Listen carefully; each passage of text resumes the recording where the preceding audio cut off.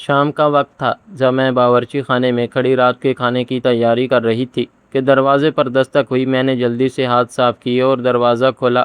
سامنے ڈاکیا کھڑا تھا۔ اس کے ہاتھ میں ایک سرکاری لفافہ تھا۔ اس نے میرا نام پوچھا اور رجسٹر آگے بڑھا دیا۔ میں نے دستخط کیے اور کانپتے ہاتھوں سے لفافہ پکڑ لیا۔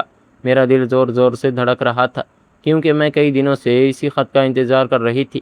میں نے جیسے ہی لفافہ کھولا میری آنکھوں میں خوشی کے آنسو آ گئے۔ یہ شہر کے سب سے بڑے ہسپتال کا تقرری نامہ تھا۔ میری محنت رنگ لا چکی تھی۔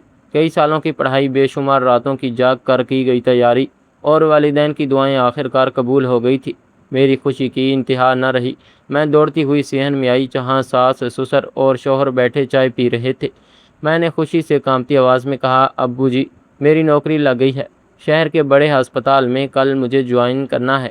میں نے ابھی بات پوری بھی نہیں کی تھی کہ میرے سسر نے غصے سے میرا ہاتھ پکڑا اور خط چھین لیا۔ انہوں نے ایک نظر خط پر ڈالی، پھر جیب سے لائٹر نکالا اور سب کے سامنے اس خط کو آگ لگا دی۔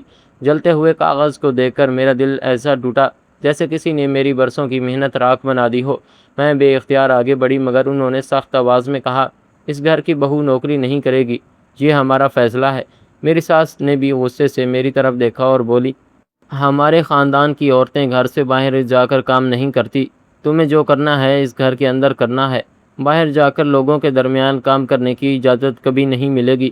میری آنکھوں سے آنسو بہنے لگے۔ میں نے اپنے شوہر کی طرف امید بھری نظروں سے دیکھا۔ مجھے یقین تھا وہ میری محنت کو سمجھے گا، وہ میرا ساتھ دے گا، مگر اس نے نظریں چرا لی۔ میں نے ہمت کر کے کہا، میں نے یہ نوکری اپنی محنت سے حاصل کی ہے، میں اسے چھوڑ نہیں سکتی۔ میری بات سنتے ہی اس کا چہرہ غصے سے سرخ ہو گیا۔ وہ ایک دم کھڑا ہوا اور میرا بازو زور سے پکڑ کر بولا، تمہیں ہماری بات ماننی ہوگی۔ پھر وہ مجھے گھسیٹتا ہوا کمرے میں لے گیا اور دروازہ باہر سے بند کر دیا۔ میں دروازہ پیٹتی رہی مگر کسی نے نہ کھولا۔ پوری رات میں روتی رہی۔ مجھے اپنے والدین یاد آتے رہے جنہوں نے قرض لے کر مجھے پڑھایا تھا۔ کمرے کی دیوار سے ٹیک لگا کر میں آہستہ آہستہ رونے لگی۔ میری آنکھوں کے سامنے ایک ایک منظر گھومنے لگا۔ مجھے اچھی طرح یاد تھا جب میری شادی کی بات چل رہی تھی تو ابو نے سب کے سامنے صرف ایک ہی بات بار بار کہی تھی، میری بیٹی نے بڑی محنت سے ڈاکٹری کی تعلیم حاصل کی، اگر کل اسے کسی بڑے ہسپتال میں نوکری مل گئی تو آپ لوگوں کو کوئی تو اعتراض نہیں ہوگا نہ۔ میرے سسر نے فوراً مسکرا کر کہا تھا، ہمیں کیوں اعتراض ہوگا، ہم تو چاہتے ہیں ہماری بہو پڑھی لکھی ہو۔ میری ساس نے بھی محبت سے کہا تھا، بیٹی تم ہمارے گھر آ کر بھی اپنی مرضی سے نوکری کر سکتی ہو، ہم تمہیں کبھی نہیں روکیں گے۔ پھر میرے شوہر نے بھی ابو کی طرف دیکھ کر کہا تھا، آپ بالکل بے فکر رہیں، میں اپنی بیوی کے ہر اچھے فیصلے میں اس کا ساتھ دوں گا۔ ان تینوں کی باتیں سن کر میرے ابو کے چہرے پر جو سکون آیا تھا وہ آج بھی میری آنکھوں کے سامنے تھا۔ رخصتی کے وقت انہوں نے میرے سر پر ہاتھ رکھ کر کہا تھا، بیٹی ہمیں تم پر فخر ہے اور اب ہمیں اس بات کی بھی خوشی ہے کہ تم ایسے گھر جا رہی ہو جہاں تمہارے خوابوں کی قدر کی جائے گی۔ میری امی نے روتے ہوئے میرا ماتھا چوما تھا اور کہا تھا، ایک دن جب تم سفید کوٹ پہن کر ہسپتال جاؤ گی تو سب سے زیادہ خوشی ہمیں ہوگی۔ میں نے بھی ان سے وعدہ کیا تھا کہ ان کی ہر قربانی کا صلہ اپنی محنت سے دوں گی، مگر آج سب کچھ بدل چکا تھا۔ وہی لوگ جنہوں نے شادی سے پہلے میرے خوابوں کی حفاظت کا وعدہ کیا تھا، آج انہوں نے میرے سامنے میرا تقرری نامہ جلال دیا تھا۔ وہی شوہر جس نے ہر قدم پہ ساتھ دینے کی قسم کھائی تھی، آج اسی نے مجھے کمرے میں بند کر دیا تھا۔ مجھے اپنی ذات سے زیادہ اپنے والدین کا خیال ستا رہا تھا۔ اگر انہیں یہ سب معلوم ہو گیا تو ان پر کیا گزرے گی، وہ ضرور خود کو قصوروار سمجھیں گے۔ حالانکہ غلطی ان کی نہیں تھی، غلطی ان کی وعدوں کی تھی جو صرف شادی ہونے تک کیے گئے تھے اور شادی کے بعد ایک ایک کر کے بدل دیے گئے تھے۔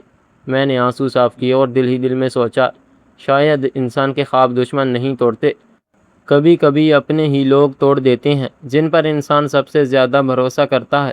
میں ضدی نہیں تھی مگر کبھی کبھی کچھ اپنی خواہش سے دستبردار ہونا بہت مشکل ہوتا ہے۔ اگلی صبح میں نے کھڑکی سے دیکھا، میرے سسر روز کی طرح تیار ہو کر اپنے دفتر کے لیے نکل رہے تھے۔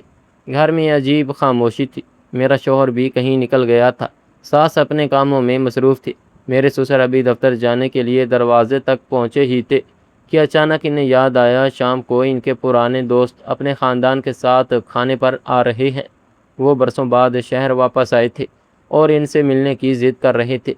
ساس نے بتایا تھا کہ تمہارے سسر کے جگری دوست ہیں۔ میرے سسر نے جاتے جاتے قدم واپس کھینچے اور میری ساس سے کہا، آج شام کی تیاری اچھی ہونی چاہیے، کوئی کمی نہیں رہنی چاہیے۔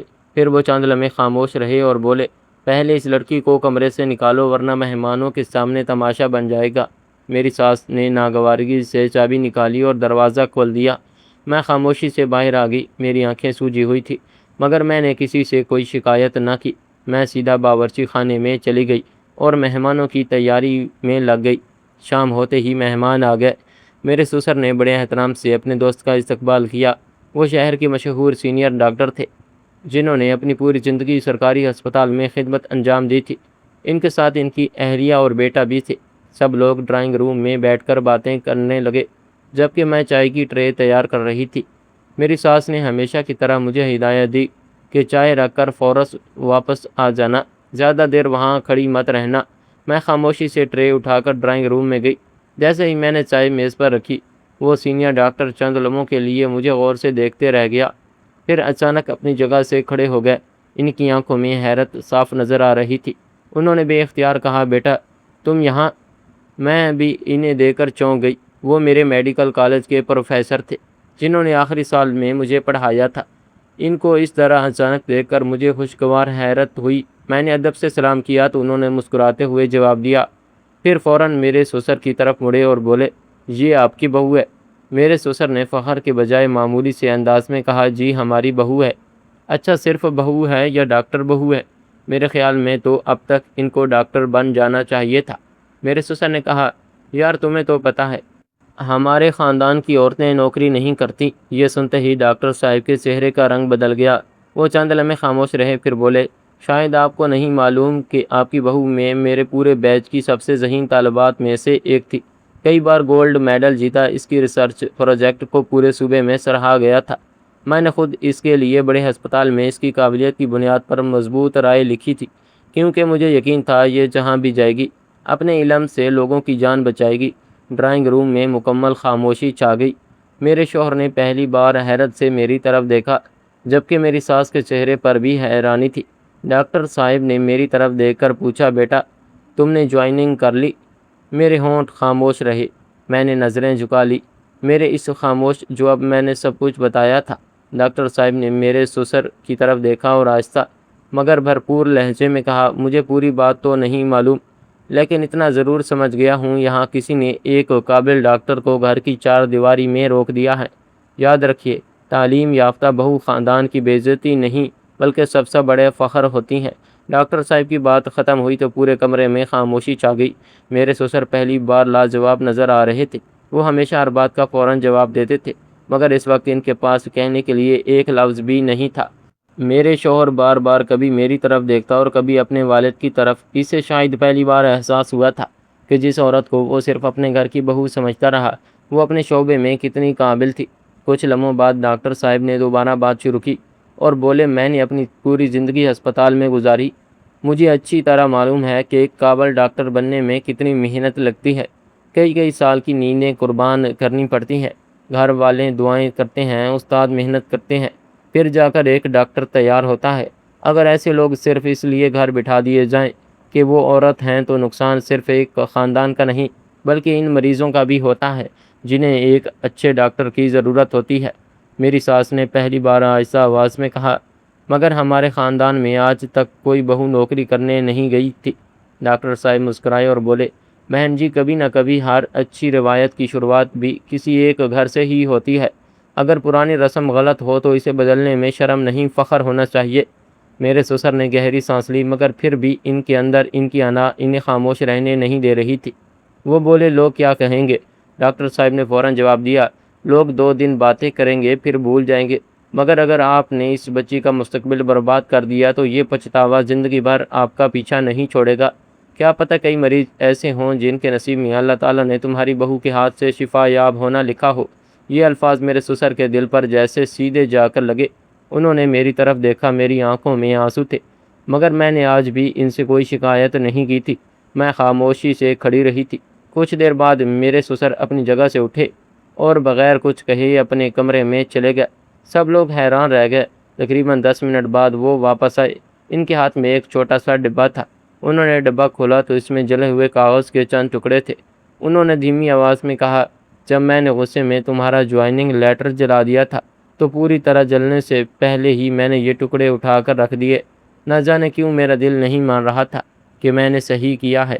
انہوں نے وہ ٹکڑے میرے ہاتھ میں رکھ دیے اور بولے، بیٹی مجھے معاف کر دو۔ میں نے اپنی ضد میں تمہاری برسوں کی محنت کی قدر نہیں کی۔ میں نے خاموشی سے ان سب کی باتیں سنی، پھر آہستہ سے کہا، میں نے آپ سے کبھی نفرت نہیں کی، مجھے صرف اتنا دکھ تھا کہ آپ لوگوں نے مجھے موقع نہیں دیا۔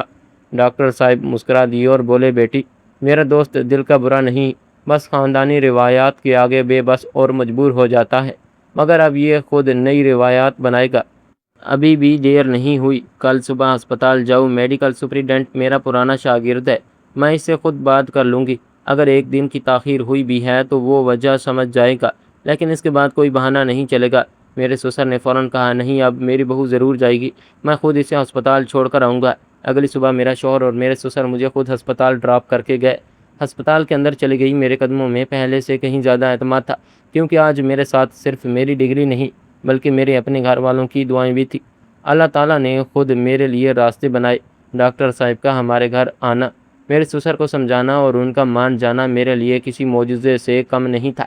میں نے اپنا موبائل نکال کر اپنے سینئر ڈاکٹر کو شکریہ کا میسج کیا۔ جب میرے ساس سسر نے دیکھا کہ خاندان میں سب نے ان کی بہت تعریف کی اور ان کی اس اقدام کو سراہا تو ان کا سر بھی فخر سے بلند ہو گیا، ان کی سوچ بدل گئی۔ اس دن مجھے ایک بات ہمیشہ کے لیے سمجھ آ گئی کہ بعض اوقات انسان کو اپنے خوابوں تک پہنچنے کے لیے دوسروں سے نہیں بلکہ اپنے ہی گھر کی غلط سوچ سے لڑنا پڑتا ہے۔ لیکن اگر سچائی، صبر اور کردار ساتھ ہوں تو ایک دن وہی لوگ آپ کے سب سے بڑے سہارے بن جاتے ہیں۔ تو ناظرین، یہ تھی ہماری آج کی کہانی۔ اگر کہانی آپ کو اچھی لگی تو ویڈیو کو لائک اور چینل کو سبسکرائب کر دیں۔ ملتے ہیں اگلی ویڈیو میں، تب تک کے لیے اللہ حافظ۔ حیان وائس سبسکرائب